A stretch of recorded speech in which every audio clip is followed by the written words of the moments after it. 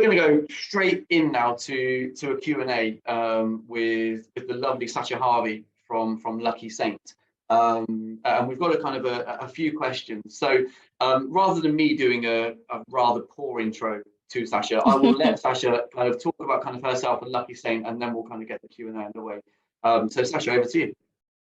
Yeah, first of all, thanks, Michael. That was really amazing. I love hearing people talk with really practical next steps and advice and tips, because I feel like sometimes starting out on this journey can be, it can feel like there's so much ahead. So I think there was the slide kind of third out from the last one you had was really incredible. So I think that'd be great one to reshare and screenshot for next steps for people. So yeah, I work for Lucky Saint. We are a non-alcoholic beer, inspiring the world to drink better, and really on a journey post-COVID where people are really thinking about moderating healthy habits, to build better mental health, physical health. And I joined the business 4 months ago and very quickly connected with the Includability team, and have been really excited to kind of work alongside them to build our capability as a great business and a great people function as well. So yeah, thank you for having me today. Perfect. And how many staff do Lucky Saint have, Sacha? So we have 60 team members, and that includes our team that work in the pub, the Lucky Saint pub. So our office is based above that. And if you haven't been there, I would definitely go there. It's an incredible place to go. Go and have your meetings in there. So what does mental health mean to you as a business, to Lucky Saint? Yeah, so I think at the very start of it, it's about really actively promoting and also enabling all of our teams to be, put it simply, healthy, happy and content. And I over-index on enabling there, because I think that you can talk about it quite a bit, but actually if you don't create the space within the business and you actually expect people to just go off and make that happen themselves, you're not really creating that sense of work-life integration that enables people to flourish. And by sort of making it a really, really important agenda for the business and a priority, hopefully you create space for great mental health well-being, so that actually people have the opportunity to manage that emotional temperature, those feelings inside, in a way that they can regulate the impact that it has on the way we do things day to day. And you mentioned about making sure it's part of the agenda. Is that also led by leadership? I mean, if leadership aren't at the forefront of it and are not bought into it, personally, I just don't think that it's going to kind of flow through the DNA of the business, because you really need that role modeling up front. If you we talked about work-life balance a moment ago, or work-life integration, if your leaders are not exhibiting the behaviours that actually bring that to life, then it's going to be really difficult for teams to feel like they have permission to do that themselves.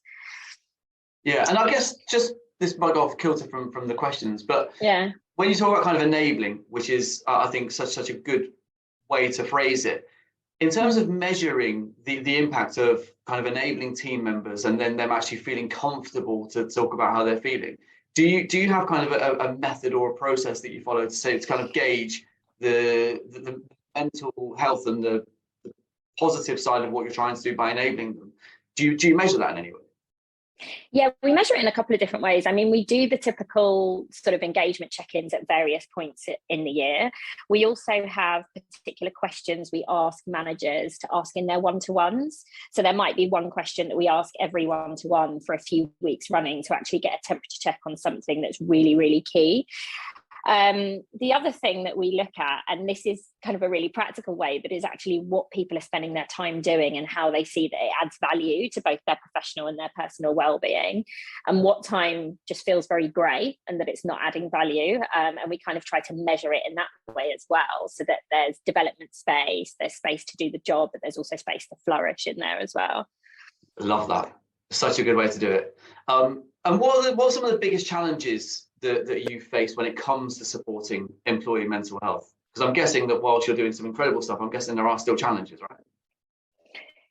Yeah, like honestly, I've just seen a huge shift in the landscape over the past few years. And one of the biggest challenges from a people point of view, I think, is so many of our industries are experiencing such fragility at the moment, whether that's kind of legacy from COVID or to do with the current economic situation. It's just very, very uncertain times, but we still work in really dynamic and agile organizations. So how do you, foster an environment of creativity and productivity while still making sure people are flourishing? How do you balance business needs, with your people needs? So I think that continues to be a challenge. I think underpinning that, two key focuses are, inclusivity in a hybrid world and with remote teams. Like, how do we create connections? So important. Haven't necessarily got all the answers on that, but we're working on some interesting things. And then another really key one is equipping our managers. So that idea that they've got an oxygen mask that they put on first before they start helping their teams. Michael talked a bit about, being able to spot the signs, but when we look at, a lot of the research at the moment around the group of people that are experiencing burnout, so much of that is with our middle management group who are managing up and managing their teams. So yeah, how can we equip them as well? I mean, that's a key word you mentioned there, burnout. I think with burnout on the rise across so many organizations, it also plays in. So we're actually launching the Burnout Awareness Charter over the next couple of months, because there's been such a big need from the whole of the includability community where they're talking about it. And I guess kind of the myths and the misconceptions around burnout, but also equipping people to say, here's what you can do to take control of it. And I think equipping managers, as you mentioned, is absolutely key. And how do you approach it then as an organization with your employees? So I think absolutely love what Michael's talking about. Whenever we talk about it, we talk about everybody having mental health. We all have mental health. It exists on a spectrum and we'll all have varying degrees of experience with it. And we should think about it in exactly the same way as physical health. So we try to have that really generous mindset from the outset. One of our values is be generous. So how can we be generous with each other, as often as possible? I think if I talk about it in terms of what and how, what we try to focus on are the 5 ways to well-being. So kind of the experience of positive emotion through connection, giving, learning, being active, and also around gratitude and taking notice. So how do we create moments to experience those emotions? And then the other bit is around minding the gap. So it's a continuous journey through gathering feedback, those touch points I talked about. How do we understand where our gaps are? How do we bridge them, and keep learning and making sure things are relevant? Like, just because something that you put in place 2 years ago was working, what's the engagement like with that initiative or that benefit? How many people are interacting with it? So that's kind of what we do. And then in terms of the how, talk about it. Not going to move the needle on the stigma if it's not part of the day-to-day narrative. I just share a couple of examples. Everybody has a wellbeing goal every quarter, and it's the first thing they're asked about in their one-to-one. It's explicit, and it's a manager's responsibility to create space so someone can achieve that. So that's kind of one way that we focus on it alongside the work. And we have inspirational speakers that come in to share their lived experience. People, donate their time to come in. Generates incredible conversation and moments to relate with other people's journey that they're going through, and we find that really incredibly powerful. I think the proactive bit is about building the skill base, so mental fitness skills. That's what we focus on. So mental health first aid, building psychological capital, providing tools and resources, and just when you talk about burnout, just how do people refuel in the week? Like, not expecting people to get to Friday afternoon and think, oh, it's the weekend now I'll recover from the week at work I've had. Like, where's the space? Whether it's a meeting free afternoon or making sure everybody takes a lunch break or walking one-to-ones or whatever that looks like. And then in terms of reactive, the classic things like therapeutic support, access to GPs quickly. If you're a working parent that's juggling childcare and you can't get an appointment, being able to access a GP quickly can be really important. And I mentioned a little bit about kind of inclusion in a remote and hybrid world, and I think having kind of a simple thing but really laid out cadence of connection. So when are your face-to-face meetings? When are your team moments?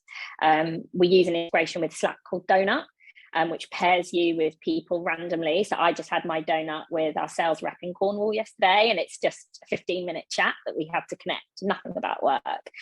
So just where are those moments that people can know they're going to get some time with people, whether that's face-to-face or online. So a few bits there. There is a few bits. You're doing some incredible stuff. And I think there's a huge amount that people can kind of learn. I think you're right. There's the power of storytelling is absolutely massive. I know an awful lot of, for instance, Daniel's talks that he does is around his own personal experience, which in turn gets people to feel open enough about and okay to feel vulnerable to start talking themselves. And I think that organizations need to understand that by getting people, especially employees, to share their experience, and ideally leaders to express when they've actually, been mentally kind of, from a health perspective, poorer than other times. I think it's a really good idea to kind of share that. And I love getting the refueling rather than getting to the Friday thinking, right, now I'm going to refuel. Actually, how do you do that and keep that up consistently during the week so that it's not get to the end of the week, you're exhausted, restart again on Monday morning and you kind of go again. And if we could, Dave, put that donut in the chat section as well. Dave put the donut. Absolutely. Dave is a donut, but absolutely put that in the chat feed. That'd be incredible. No, I said Dave put the donut. I didn't say David's donut. Oh, I had to dub it in. But look, I think you're doing some incredible stuff. Anyone, connects with Sacha, kind of learn. There's some incredible stuff here. And I think the beauty of what we've got, the beauty of what we've built with Includability is there are some brilliant people doing some brilliant things. And actually, if you just get together and talk, there's some incredible stuff that can happen. So definitely engage. I can see Elaine kind of nodding her head, and there's some incredible things. So please do make magic.